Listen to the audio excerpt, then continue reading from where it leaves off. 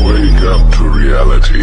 اور جو بیچارے غریب صرف اتنا ہی کما سکتے ہیں جتنی مزدوری کرتے اور تھوڑی سی کمائی میں سے بھی خرچ کرتے ہیں، ان پر جو منافق تان کرتے اور ہنستے ہیں، اللہ ان پر ہنستا ہے اور ان کے لیے تکلیف دینے والا عذاب تیار ہے۔ تم ان کے لیے بخشش مانگو یا نہ مانگو برابر ہے، اگر ان کے لیے 70 دفعہ بھی بخشش مانگو گے تو بھی اللہ ان کو نہیں بخشے گا۔ اور تکبر کرتے ہوئے لوگوں کے سامنے گال نہ پھلانا اور زمین میں اکڑ کر نہ چلنا، اس لیے کہ اللہ کسی اترانے والے شیخی خورے کو پسند نہیں کرتا۔ اور اپنی چال میں اعتدال کیے رہنا اور بولتے وقت ذرا آواز نیچی رکھنا، کیونکہ بہت اونچی آواز گدھوں کی سی ہے اور کچھ شک نہیں کہ سب سے بری آواز گدھوں کی ہوتی ہے۔